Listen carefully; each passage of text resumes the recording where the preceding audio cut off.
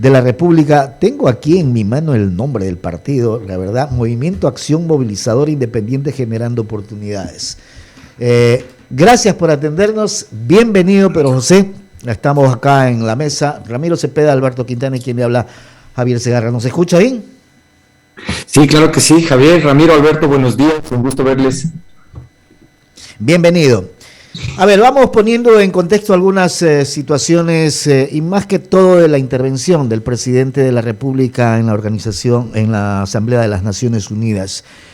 ¿El país da un giro diferente a nivel internacional o en el contexto internacional? ¿Se ve otra cara del Ecuador? Sí, creo que la presentación a nivel internacional que ha hecho el presidente Lasso es consistente primero con los propósitos y con los ofrecimientos que él hizo desde campaña. La frase que el mismo presidente utiliza, digamos, como eslogan de su presentación, lo hizo tanto en la CELAC como en el Pleno de las Naciones Unidas, más Ecuador en el mundo y más mundo en el Ecuador, creo que utiliza algo así el eslogan. Resume la intención de utilizar estas plataformas como un espacio para poder atraer inversiones, y eso es correcto, es consistente con lo que se ha ofrecido. Sí refresca, de hecho, en el contexto internacional, la presencia de un Ecuador que antes era parte del coro del socialismo del siglo XXI y se desmarca de esta manera de una posición ideológica, abriéndose indistintamente a poder tratar con otras partes en lo geopolítico de una manera más responsable con el ejercicio de la soberanía ecuatoriana, pensando en el país primero y no en posiciones políticas de bloque. Eso es una cosa muy positiva. Creo que de hecho he tenido varios comentarios positivos de gente que han asistido a algunas de las reuniones que han hecho con empresas en los Estados Unidos, y la imagen que deja el presidente definitivamente es muy positiva. Tan positiva que tiene reuniones de manera casi seguida en su gira con importantes de organismos bilaterales, no se diga con algunos jefes de Estado, que lo único que buscan, y lo ha dicho el propio presidente, es fortalecer cualquier acuerdo que pueda generar con países en el mundo, ¿no? Sí, ahora yo creo que hay dos coyunturas en las cuales el presidente ha vendido muy bien la imagen del país. La una es en la coyuntura en la cual nos estamos adhiriendo, tocando a cada una de las partes que forman parte de la Alianza del Pacífico y al contexto de la organización. La otra es la presencia con potenciales inversores institucionales, que son no necesariamente empresas que vienen directamente a hacer una actividad económica, pero que se interesan a través de bolsas de valores, mercados secundarios y bancas de inversión en las oportunidades que el Ecuador abre en sectores estratégicos. Hasta ahí todo perfecto, ¿verdad? El problema, Javier, no es hacia afuera ni cómo el presidente nos está reconectando con el mundo civilizado. El problema es hacia adentro, en donde los ministros no caminan al ritmo del discurso del presidente y corren el riesgo. Aterrizan los gringuitos, como digo yo aquí, y hacen una segunda pregunta y se encuentran con funcionarios que no son igual de presentables, ni de inteligentes, ni de preparados, ni de transparentes, y el tema se puede complicar. Todo eso genera de alguna u otra forma, Pedro José, que hay que irle dando el giro necesario a una política internacional que estaba totalmente caída, que estaba totalmente, digo yo, desconfigurada en el tema no solamente democrático, sino también institucional, para poder establecer esa seguridad que permita la inversión en nuestro país o la llegada de inversores en nuestro país. Sí, definitivamente sí. Yo creo que hay dos ejercicios, uno no tan visible, que es el acercamiento a China en el contexto geopolítico, y otro es el acercamiento a Rusia. Es público y notorio que yo no tengo preferencia en el trato geopolítico con ninguno de esos dos países, y creo que más bien la inteligencia con la que el gobierno ha abierto puertas para hablar de China invirtiendo en lugar de prestando es algo que está sucediendo y es algo muy positivo.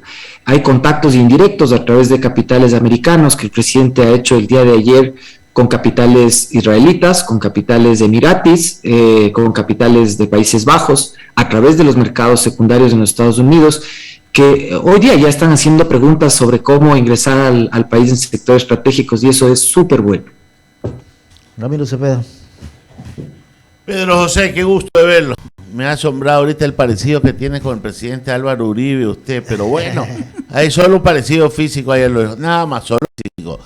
Pedro José, describiéndose el comportamiento democrático, abierto y ejecutivo del presidente, usted ha citado cosas muy claras.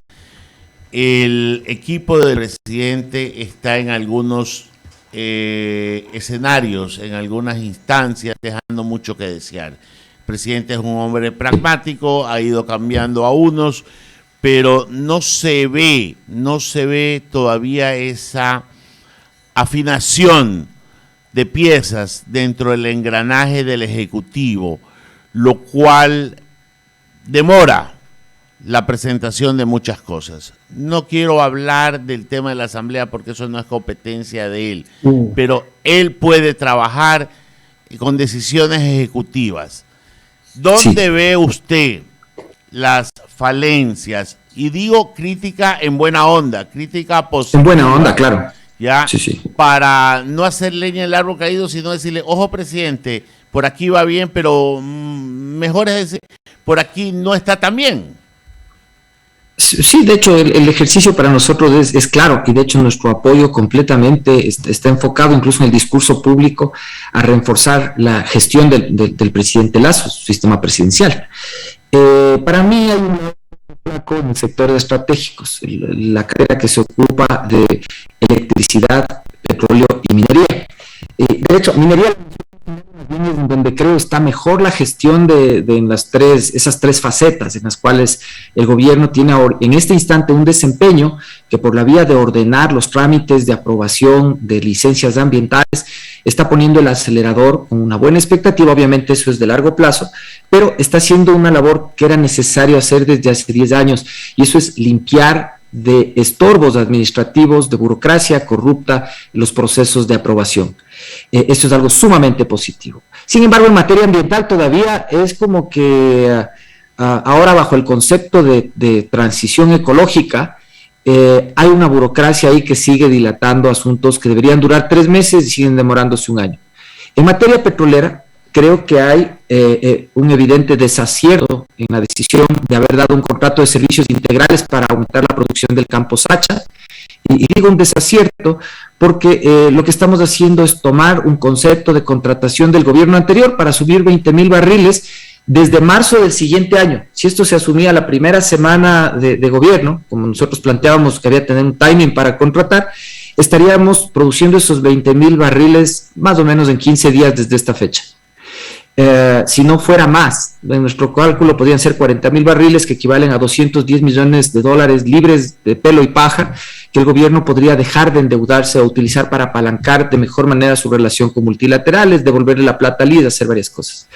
Y el otro es un lanzamiento que se ha hecho ayer, muy al estilo del gobierno del presidente Moreno, de un proceso de selección para inversiones en los sectores estratégicos para producción de generación eólica, fotovoltaica e hidroeléctrica, en el cual se convocó a mercados. De hecho vino gente de empresas de fuera y demás ayer a una presentación en la que se nos dijo, bueno, ahora sí les estamos invitando a que vengan cuando lancemos la convocatoria para llevar a cabo estos procesos. Es decir, se organizó un evento que por sí mismo es insustancial y contradice la lógica de la certeza que dan los mensajes a los inversionistas que ha dado el presidente Lasso en el extranjero.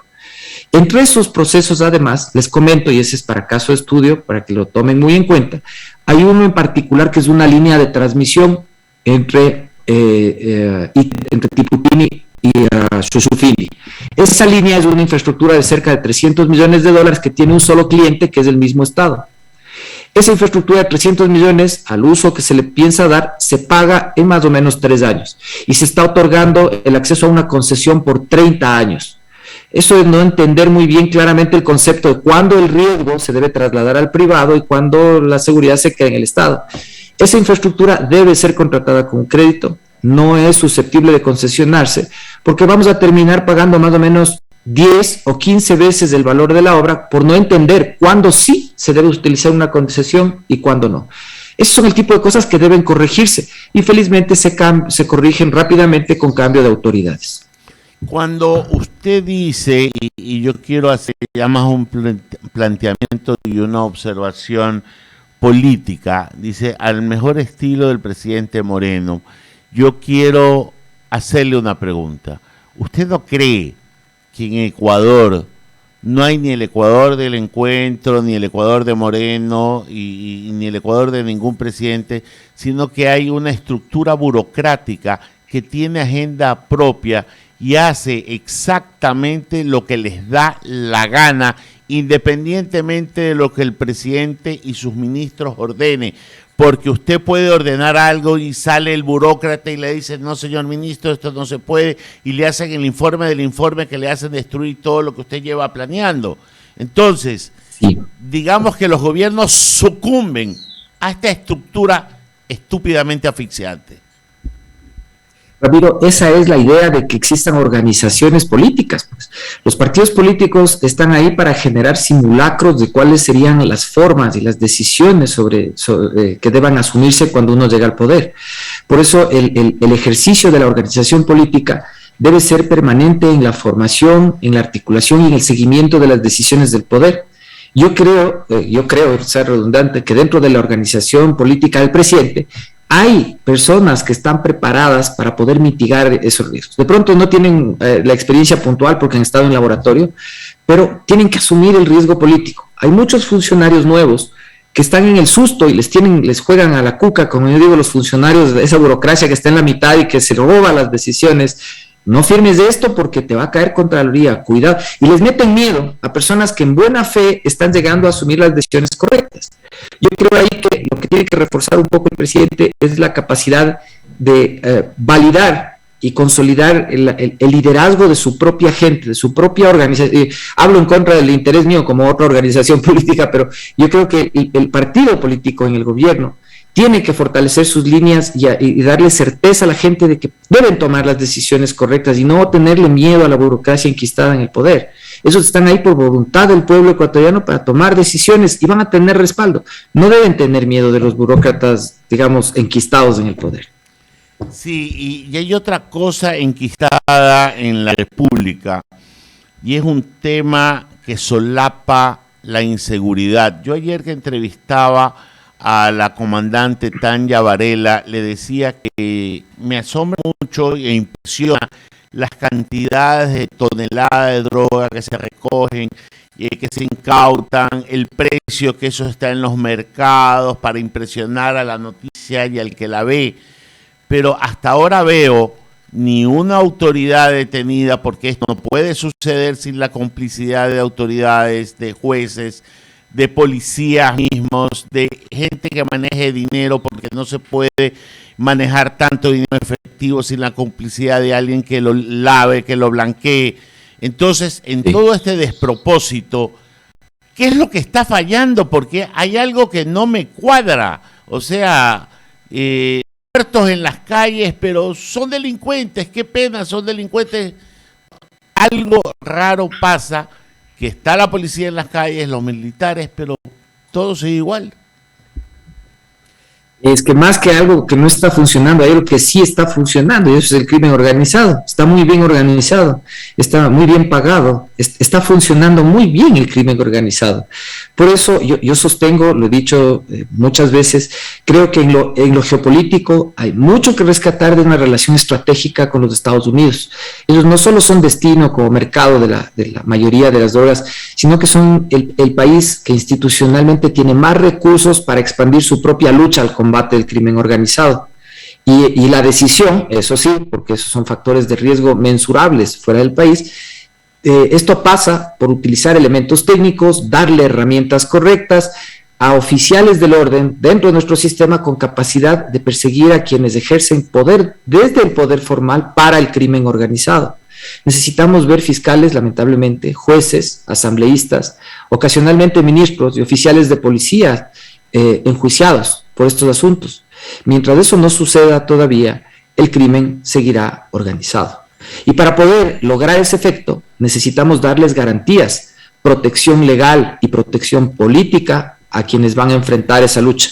Necesitamos jueces que sepan que después de ser jueces podrán migrar en paz a otros países o que tendrán pensiones suficientes para mantener a sus hijos o seguros de vida en caso incluso de ser asesinados. Esta es una lucha que se hace con recursos Y nuestro socio, por el momento, es los Estados Unidos de América, con el que tenemos que fortalecer los lazos para poder hacer esta lucha bien hecha. Pedro José, antes de darle paso a Alberto Quintana, quiero entrar con una última reflexión de alguien que creo que tiene estudiado bien los problemas del país y ve con otra óptica las situaciones que se van a dar, porque es hecho que se va a dar lo que le voy a describir. El presidente está claro que tiene una muy mala comunicación con la Asamblea Nacional, no tiene un operador político que le ayude a dar luces de por dónde debe de ir. Siempre la oposición anda 2 o 3 pasos adelante de él y él anda lleno de buenas intenciones. Él tiene herramientas constitucionales, la Asamblea también las tiene y yo creo que en un momento no muy lejano van a tener que hacer uso de ellas. Para que hacer uso de ellas, el presidente va a necesitar de un operador político, de un acervo político en la ciudadanía que sustente una decisión política del pueblo que lo respalde. ¿Cómo ve usted este planteamiento, que se lo digo así de manera de lo que veo próximo, porque no hay que ser brujo, simplemente leer los signos de los tiempos? ¿Cómo lo ve usted? Creo que las herramientas de juego, o sea, gobernar por decreto en lo posible, lo cual sigue siendo una opción en la cual el gobierno podría acelerar más, claro, dándoles este respaldo político más explícito a sus funcionarios para que se empoderen, es la primera. Lo segundo es consulta, y lo tercero, naturalmente, es la muerte cruzada. Ahora, el uso de estas herramientas pasan por un cálculo estratégico que no solo implica los tiempos para hablar con los otros partidos políticos, sino para obtener endoso, reconocimiento, y esto es de parte de nuestros inversionistas, de parte del concierto internacional, de asumir esas medidas como medidas de recambio democrático que no implican asumir posiciones dictatoriales, que es probablemente eso lo que se le endilgue al gobierno por legislar por decreto, llamar a consulta o eventualmente provocar una muerte cruzada. En cualquiera de las 3 circunstancias, yo siento que el camino correcto es el que está en la visión del presidente Lasso y es responsable desde la ciudadanía, aunque no formemos nunca parte del gobierno, respaldar esas posiciones para poder continuar en una línea de cambiar el sistema que nos ha gobernado mal durante 14 años. El sistema es lo que hay que cambiar. Celebro su espíritu democrático, que no me hace equivocar, que es un hombre talentoso que algún día administrará el país. Alberto Quintana. Gracias. ¿Cómo le va, Pedro José? Gusto enorme siempre. Oiga, a ver, una reflexión. Usted decía algo respecto, y se refería, Ramiro, al tema de la maraña burocrática, ¿no? A ver, cuando se está en la función pública uno aprende algo, ¿no? De que no es tan fácil tampoco, incluso llegando a ser ministro, uno llega y ya se encuentra con una plantilla de colaboradores que de un plumazo uno no los puede echar sin pagar pues ingentes indemnizaciones. Ojo con ese tema. Y usted también decía que el presidente de pronto en esto de tener un equipo de gobierno debía de haber hecho el ejercicio de hacer la simulación antes de, incluso, totalmente de acuerdo, pero también gobernar solamente con un equipo integrado por la gente de la organización política de uno como que no es lo más conveniente. Y quiero traer a colación, ¿no? Hace años a mí me sorprendió haberle escuchado al ex presidente de León Febres Cordero, como alcalde de Guayaquil, haber dicho algo así como que él no estaba de acuerdo en que se integren muchos o se llenen muchas de las plazas de trabajo acá en el municipio con gente de su organización política, que él no estaba de acuerdo porque había que buscar a la gente más talentosa, y prueba de ello es incluso el caso de quien era su procurador síndico municipal, que era alguien que en su juventud y durante la docencia académica siempre se destacó por ser un dirigente de izquierda, ¿no? Brillante. Y brillante además. Sí, algo que... Además brillante. Sí. Algo que llama la atención, ¿no? Da habida cuenta de la inclinación política del presidente Febres Cordero. Entonces un poquito quería escuchar su reflexión sobre lo que le estoy diciendo. Primero, nuestro planteamiento de la forma de ejercer el gobierno, digamos así, es muy Maquiavelo by the book, como dirían los milenios. Y eso implica, primero, que el gobierno sea un gobierno de buenos burócratas. Y eso implica que uno no puede escoger exclusivamente a las personas que vienen militando con uno. Tiene que escoger a las mejores personas. Pero la manera de ocupar políticamente un terreno en el cual uno está en desventaja, cuando uno ocupa, digamos, o conquista un terreno, tiene distintas posiciones estratégicas.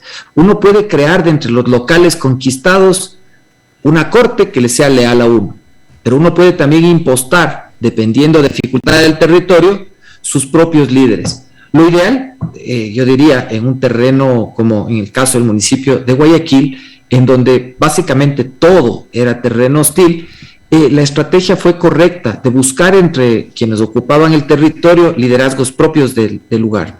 Pero en los ministerios hay una diferencia sustancial con el municipio, puntualmente al caso del municipio de Guayaquil, y es que uno tiene que llegar con una línea política y con funcionarios clave, que no solamente comulgan con uno, sino que saben cómo ejecutar el plan. Y esto es un ejercicio que la organización política, aunque digamos así, unos funcionarios en el gobierno y otros fuera, está en la obligación de hacer continuamente. Porque caso contrario, tú pones a un ministro con una visión muy clara de la pesca, de la agricultura, de la vivienda, y al hombre le dejas desprovisto de tomar decisiones. Él necesita tener su abogado, su financiero, son 5 o 6 posiciones claves, que además tienen que conocer ya quiénes están dentro del ministerio para poder mover las piezas de una manera que articulen con el plan de gobierno. Caso contrario, nunca se lograría que un plan de gobierno funcione. La obligación de la organización política es saber eso. ¿Quiénes están, dónde están y quiénes sirven y para qué?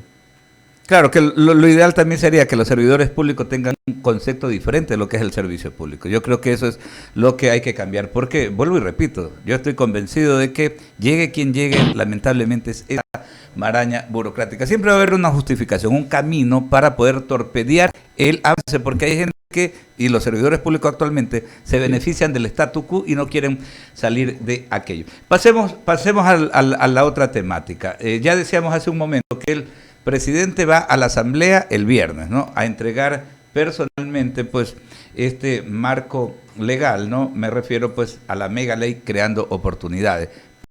La estrategia, y me suena bastante interesante. El jueves, él regresa el miércoles en la noche. Jueves en la noche, no he establecido el horario, pero nos atrevemos a decir que es horario prime time, obviamente, 8 de la noche va a haber una cadena. Y el presidente directamente a los ecuatorianos les quiere explicar en qué consiste esto, antes del viernes llegar a la asamblea como para poder explicarles también a los asambleístas, a los representantes de todas las bancadas. Que el país conozca para que el país conozca. Yo no sé si usted tuvo acceso a algo de la información que ayer presentaban a manera de Plan Nacional de Desarrollo el secretario de Planificación. No sé si ya pudo chequear algo.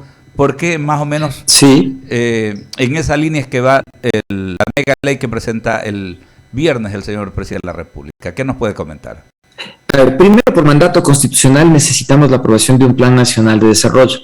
Le podemos llamar ley, le podemos llamar política pública, decreto especial. Al final de cuentas, este es un marco que va a trazar la línea de juego dentro de la cual se generan compromisos también con otras fuerzas políticas para producir legislación. Esta ley no es solamente una ley metro o ley trole, como alguien decía. En realidad es un trazado de cancha responsablemente hecho. Me parece que es un ejercicio que en lo político es muy respetuoso de las otras fuerzas políticas.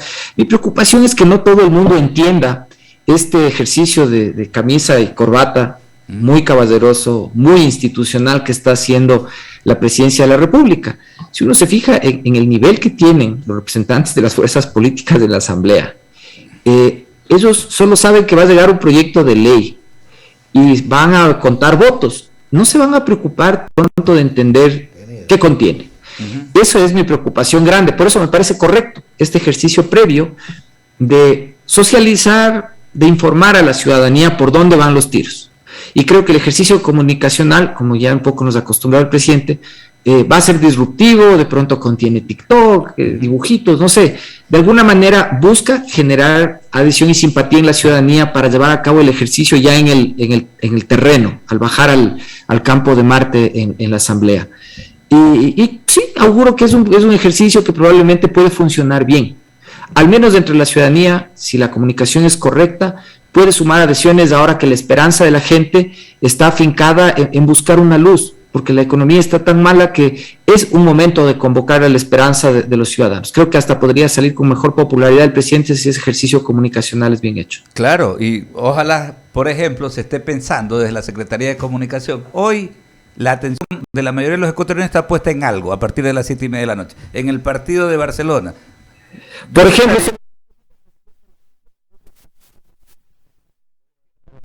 Oiga, yo estaría pensando... No hay nada más lindo que un serrano barcelonista. Oye, yo estaría pensando en algo, ¿no? En ubicar cápsulas ya promoviendo la intervención del presidente de mañana, hoy día, con alguno de los puntos, en ese esquema de lo que usted llama comunicación disruptiva, ¿no?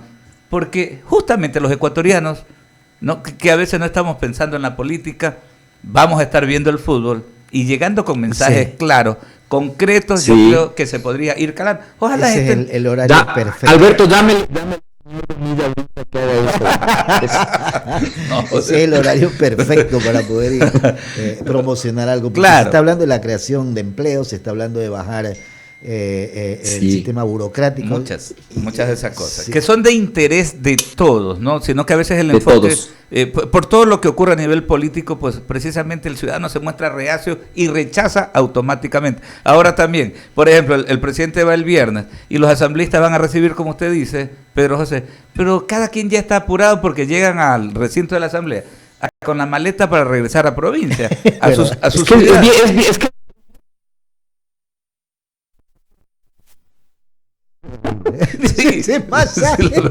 Pero discúlpame que te interrumpa, Alberto. Dale. Yo tengo una lectura adicional que no sé si sea la correcta, pero no quiero dejar de decirla. Que el presidente informe mañana al pueblo. Y el viernes vaya a la asamblea. Para mí que está dando también un orden de prelación. Primero me importa su opinión. Y señores asambleístas, tengan en cuenta que le estoy pidiendo la opinión al pueblo también. O sea, para mí también es una advertencia implícita, y es una con su delicadeza, pero es una advertencia bien fuerte. Claro, si no te gusta asamblea, me vas a obligar a convocar una consulta. Yo tengo acá el dossier aquí tengo más decretos, no voy a contar contigo, te voy a aplicar la consulta, te voy a mandar a la casa. ¿Por qué? Porque la gente sabe lo que estamos haciendo. Entonces están haciéndose masajes, comiendo caro, están haciendo cualquier tontería. Es verdad. Sí. Entonces el presidente dice, como dice, habla en voz baja, pero lleva el garrote en la mano. ¿Quién fue lo que dijo el presidente americano? Truman, no me acuerdo, que lo que dijo eso. Y es un estilo, y es su estilo, que no suele saco y corbata, porque a veces también anda con los zapatos rojos y jeans, ¿no? ¿Ya? Solo le falta, y con poncho también lo he visto a veces, entonces sí, es versátil. No. Sí. Totalmente. Oiga, y finalmente, para cerrar, consultarle de manera general, ¿no? ¿Cómo, no lo califica, sino que más bien, qué lectura le da a la forma como se ha presentado en estos dos escenarios? Primero, el sábado en la sexta cumbre de la CELAC en Ciudad de México, y ahora pues en el seno de Naciones Unidas en Nueva York, donde, por cierto, o sea, parte de la agenda formal solamente con Naciones Unidas, pues el presidente ha tenido reuniones también con multilaterales, con el sector empresarial, con la comunidad de ecuatorianos de la zona triestatal, en fin, o sea, incluso está hoy para reunirse con el presidente del Banco Mundial y luego atender entrevistas con medios de comunicación importantes del mundo. ¿Cómo termina calificando usted todo este periplo? Muy positivo, creo que la calificación de esta primera, digamos, salida como statesman del presidente Lasso es muy positiva. Yo creo que si tuviera que criticar, igual no sería negativamente. Yo creo que le hizo falta una gotita de sal en el sentido en el que el presidente Lacalle señaló a las dictaduras de Nicaragua y Venezuela. Creo que eso hubiera sido conveniente también. Sin embargo, creo que habrá momento para que el presidente asuma posición respecto de eso, que deberá hacerlo en su momento. Y creo que como cierre total, no quiero decir que en este sentido se ponga ni a cantar estilo Sabatina, ni a disfrazarse, ni nada. Le falta un contacto con los ecuatorianos en el extranjero que sea visible, que muestre que el presidente le da respeto, así como ese respeto del que hablábamos estratégicamente, comunicacionalmente con la gente respecto al proyecto de ley, el presidente tiene con los que han buscado el sueño de sus familias en otras tierras también. Ese contacto humano por ahí es lo único que le pondría como así como cereza sobre el pastel para que esté perfecta la misión. Oiga, pero solamente una cosa, en la CELAC, si bien no estuvo, pues, o sea, con el mismo estilo del presidente Luis Lacalle Pou, el presidente Lazo también le dijo lo que tenía que decirle a los representantes de estos gobiernos dictatoriales. A tal punto que ayer se ha publicado el Miami Herald que la comunidad cubana ahorita tiene dos ídolos, Luis Lacalle Pou y Guillermo Lazo Mendoza. A nivel de las redes sociales, los memes eran tremendos porque pusieron en su lugar a los dictadores que estaban presentes. Me refiero a Miguel Díaz-Canel de Cuba, pues, y también a Nicolás Maduro de Venezuela, ¿no? Pero lo que... Es que eso es, y de hecho un poquito más ácido con esta gente. Pero déjeme hacerle una reflexión, Pedro José.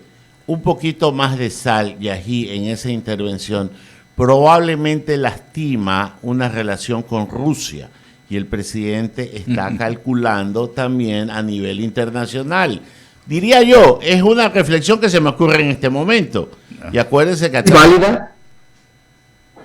Es válida, Ramiro, sino que, verá, yo creo que a Putin y sus hijos pocas cosas les afectan. De hecho, ellos son fríos para ejercer la geopolítica y no se distancian por esas cosas. En el caso puntual de Rusia, Ecuador lo que tiene son 2 arbitrajes en ciernes y es lo único que les interesa a los rusos realmente solucionar.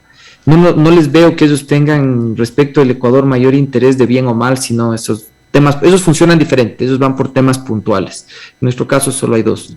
Entonces no se van a resentir realmente, no van a dejar de hablar con nosotros, ni comprarnos rosas, ni eso no va a pasar, eso no se preocupe. Pero de todas maneras nosotros, y lo ratificaba el presidente Lazo ayer, o sea, seguimos en esta línea de tener nuestro propio laboratorio de vacunas. Ayer en Naciones Unidas también volvió a ratificar aquello de que se busca con Rusia fortalecer esta iniciativa, ¿no?, para poder contar con aquello. Y para ser justo, la histórica fue idea de Pedro José en campaña. En campaña, o sea, no hablaba de Rusia, pero hablaba de la necesidad de poder contar con nuestras propias fabricación de vacunas. Eso siempre lo destacamos. Fíjese que ya lo hicieron con Sinovac, ya la fábrica está construida, además de evidencia del tiempo que se demora para construir. Claro. Ahí me parece excelente que lo hagamos y lo necesitamos, porque el próximo año necesitamos en enero booster, es decir, los refuerzos de las vacunas.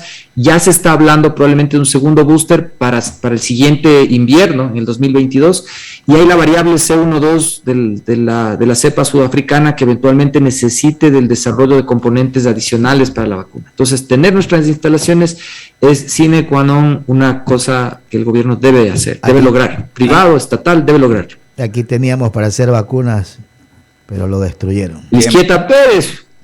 Qué manera. Oiga, increíble, y usted se refería al tiempo, todavía está a tiempo de ponerse la camiseta amarilla para que salga a la oficina. Le enviamos un fuerte abrazo y gracias por atendernos. Gracias. Gracias a usted. A vencer esta noche. Bueno. Que el aire va a oler a caramelo. Gracias, Pedro José, un abrazo.